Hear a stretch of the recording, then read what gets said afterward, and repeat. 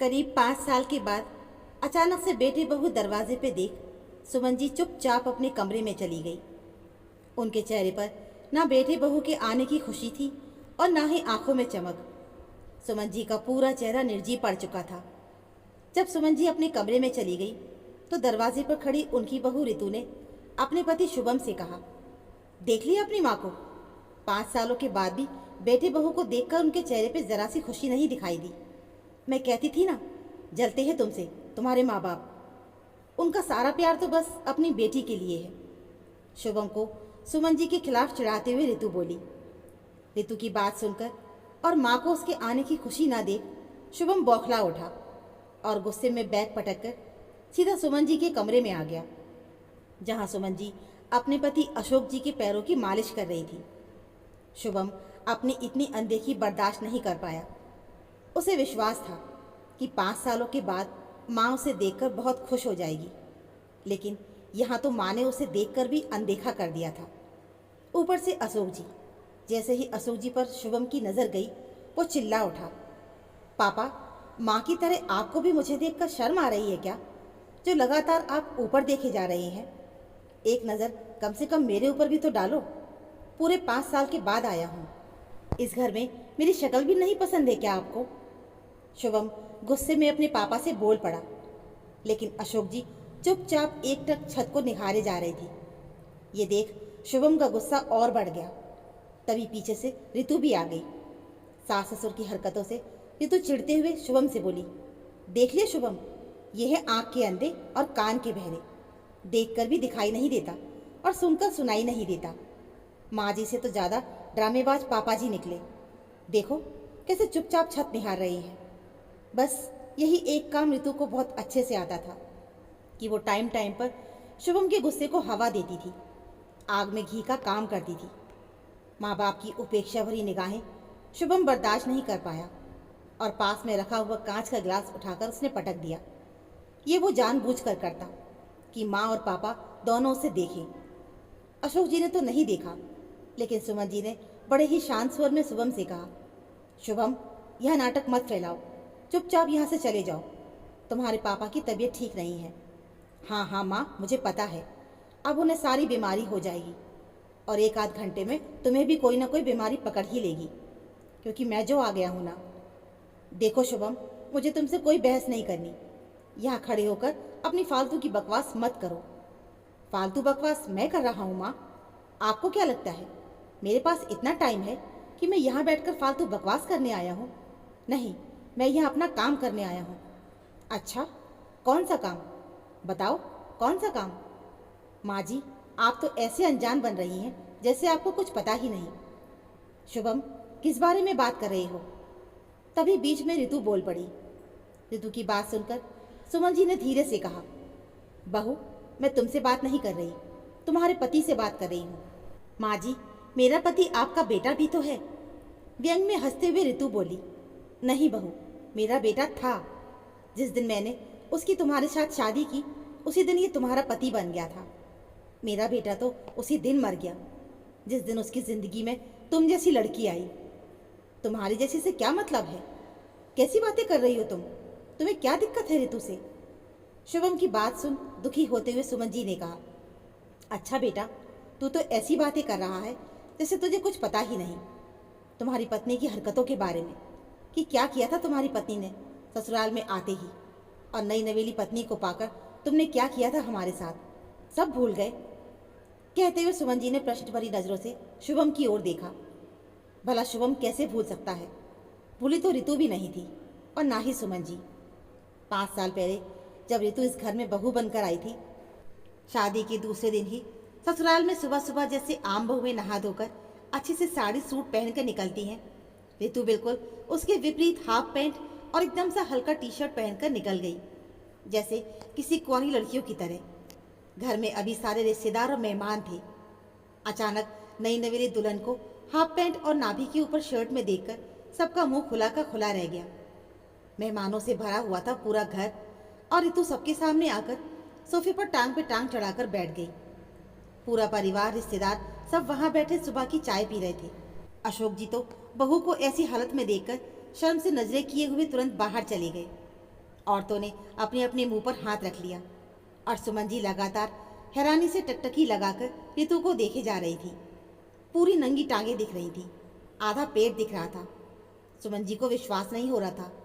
ऐसा लगा जैसे कोई सपना देख रही हो कि तभी सुमन जी की बेटी आकर धीरे से अपनी माँ से कहती है, माँ, ये भाभी ने क्या पहना है? आप कुछ बोलो ना, इन्हें सारे मेहमान देख रहे हैं। तब जाकर सुमन जी को होश आया। उन्होंने तुरंत ही थोड़ी कड़क आवाज में रितु से कहा, बहू, ये क्या पहना हुआ है तुमने? रितु कुछ बोल पाती उससे पहले ही शुभम बोल पड़ा, कपड़े हैं माँ, दिखाई नहीं दे रहा? ये कपड़े हैं? गुस्से में गरजती हुई सुमन जी शुभम को देखते हुए बोली, हाँ तो क्या है माँ, कपड़े ही तो हैं। और रितु शुरू से ऐसे ही कपड़े पहनती आई है, साड़ी पहनना उसका बस का नहीं है। तो ठीक है बेटा, साड़ी ना सही तो सूट ही पहन ले, लेकिन ये कपड़े? अब रितु भी बोल पड़ी, माँ जी क्या बुराई है इन कपड़ों में, और क्या दिखाई दे रहा है जो इन कपड़ों में बुराई नजर आने लगी आपको? देखिए माँ जी, मैं आपको साफ साफ बता रही हूँ, मैं खुले विचारों वाली लड़की हूँ। शुरू से अकेली हॉस्टल में रही हूँ और जॉब करती हूँ। अच्छी खासी सैलरी है मेरी। मैंने कभी भी अपने ऊपर कोई बंधन नहीं रखा है, इसलिए ये बंधन ससुराल में भी नहीं रखूँगी। आप सोचो कि मैं साड़ी या सूट पहन लूँ, वो मेरे बस की बात नहीं। मैं ऐसे ही कपड़े पहनूंगी, इसी में कंफर्टेबल रहती हूँ। रितु ने मुंह खोला तो सरपट से जो मुंह में आया वो बोलती चली गई। एक के बाद एक झटके लग रहे थे सुमन जी को। एक तो बहू ऐसे कपड़े पहनकर सारे रिश्तेदारों के सामने आकर खड़ी हो गई, दूसरी कैंची की तरह जबान भी चला रही है। अब सारी औरतें आपस में खुसर पुसर करने लगी। सुमन जी ने इतनी जिल्लत अपनी जिंदगी में कभी नहीं झेली थी। उन्हें अपनी इतनी बेइज्जती महसूस हो रही थी कि मन किया धरती फट जाए और वो उसमें समा जाए।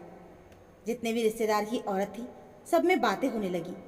कोई रितु को देखकर मुस्कुरा रही थी तो कोई ऊपर से नीचे तक उसे निहार रही थी जैसे कोई सोपीस हो, लेकिन रितु को कोई असर नहीं पड़ रहा था।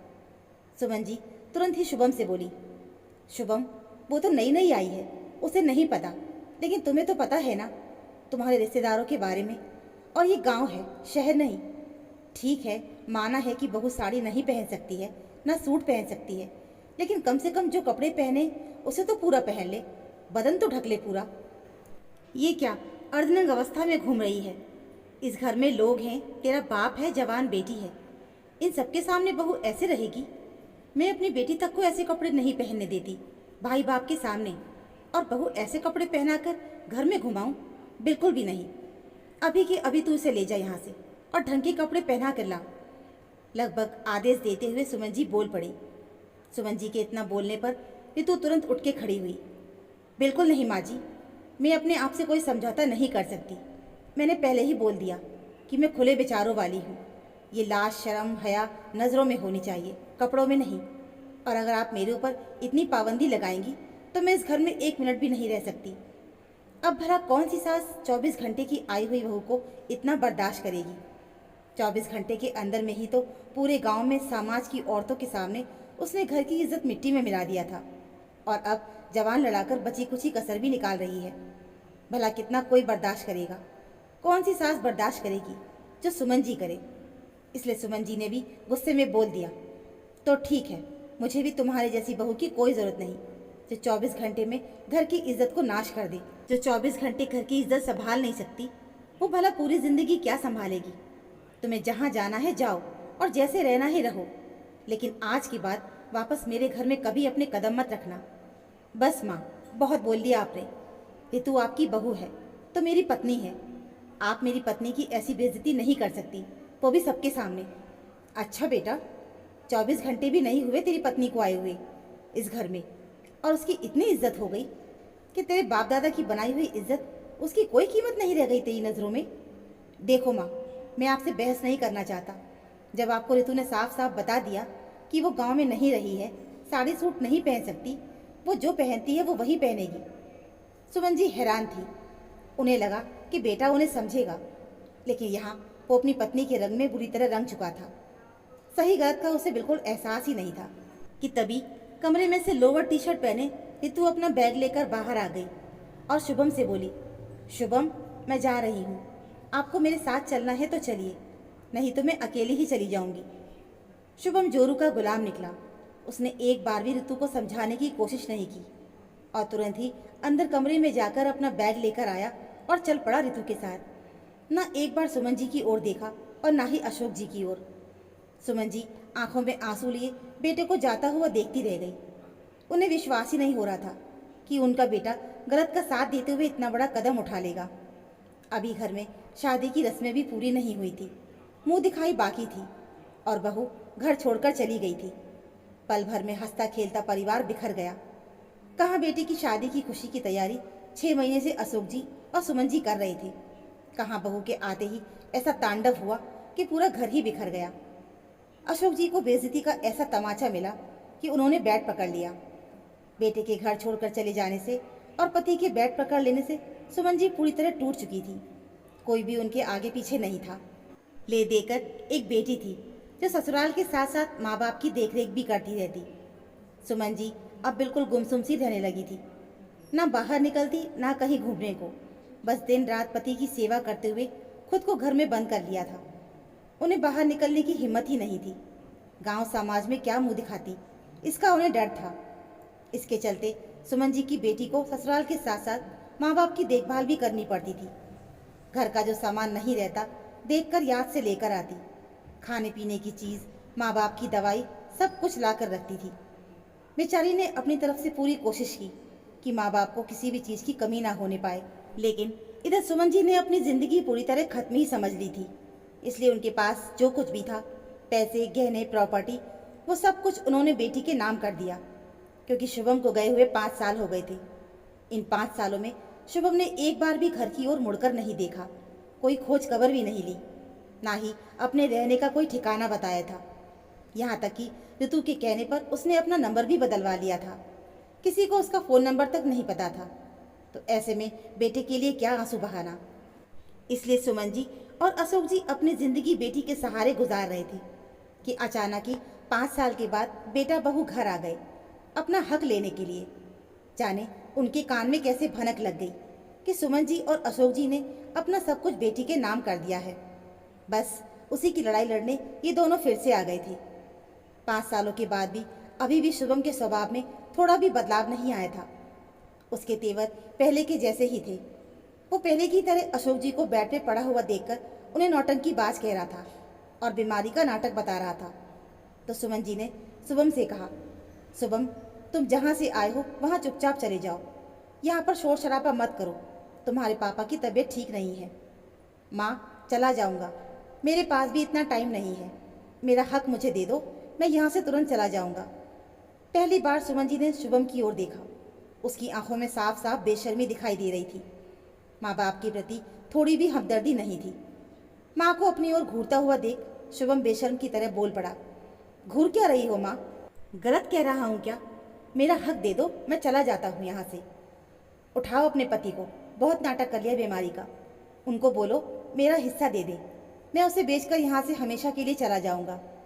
अब सुमन जी को शुभम के ऊपर गुस्सा आ गया। अब तक उन्होंने अपने आप को बहुत कंट्रोल करके रखा था, लेकिन पति की बीमारी को जब शुभम ने नाटक बताया तो सुमन जी बर्दाश्त नहीं कर पाई, क्योंकि पिछले 5 सालों से वो अपने पति की बीमारी को लेकर झेल रही थी। सुमन जी ने एक जोरदार थप्पड़ शुभम के गाल पे लगाया और गरजते हुए बोली, शर्म आती है मुझे अपने आप पर कि मैंने तुझे पैदा किया, तेरे जैसे राक्षस को, जो अपने माँ बाप की बीमारी को बहाना बता रहा है, उसे नाटक बता रहा है। अरे पापी, तेरे ही सदमे का असर है जो तेरे जाते ही मेरे पति अपाहिज हो गए, 5 सालों से बेड पर पड़े हैं। तुझे कैसे पता चलेगा? तू तो हाफ पैंट वाली के चक्कर में पीछे पीछे घूम रहा था ना। उस समय तो तुझे माँ बाप की याद नहीं आई। जब पूरे गांव में हमारी इज्जत की धज्जियाँ उड़ा दी गईं, तब तुझे माँ बाप की याद नहीं आई। जब अपनी इज्जत और अपने बेटे को जाता देख सदमे में तेरा बाप बेड पकड़ लिया, तब तुझे माँ बाप की याद नहीं आई। आज प्रॉपर्टी के चक्कर में तुझे माँ बाप की याद आ गई। अरे तू तो हमारे लिए उसी दिन मर गया था जिस दिन तू ये घर छोड़ के गया था। अब हमारी कोई औलाद नहीं, बस एक बेटी है जो मायके और ससुराल दोनों को संभाले हुए है। हमने सब कुछ उसके नाम कर दिया है और देखती हूँ किसके बाप में हिम्मत है जो मेरी बेटी को क्या, इस घर को भी हाथ लगा सके। दम है तो लेकर दिखा दे सब कुछ। फिलहाल तो अब मैं तुम दोनों को यहाँ से 1 सेकंड के लिए बर्दाश्त नहीं कर सकती। बेहतर होगा कि तुम दोनों मेरी आंखों के सामने से चले जाओ और ज़िंदगी में दोबारा कभी अपना मुंह मत दिखाना। कहते हुए सुमन जी ने दरवाज़ा बंद कर लिया। शुभम और रितु को जैसे ही पता चला कि माँ बाप ने सब कुछ बहन के नाम कर दिया है और माँ इतने गुस्से में है कि दोबारा पलट के उनसे बात भी नहीं करेगी, तो प्रॉपर्टी की बात तो बहुत दूर है। अब शुभम और रितु के पास वापस जाने के सिवाय और कोई दूसरा रास्ता नहीं था, क्योंकि यहाँ उनका अब साथ देने वाला कोई नहीं था। तो दोस्तों, ये थी हमारी आज की कहानी। ये कहानी आपको कैसी लगी हमें कमेंट बॉक्स में ज़रूर बताइएगा। कहानी अच्छी लगी हो तो प्लीज़ वीडियो को लाइक और चैनल पर अगर नए हो तो चैनल को सब्सक्राइब ज़रूर कर लीजिएगा। मिलते हैं फिर एक और ऐसी नई कहानी के साथ। और हाँ, प्लीज़ बेल आइकन को प्रेस ज़रूर कर लीजिएगा, जिससे हमारे आने वाले नए वीडियो की नोटिफिकेशन सबसे पहले आप तक पहुँचे।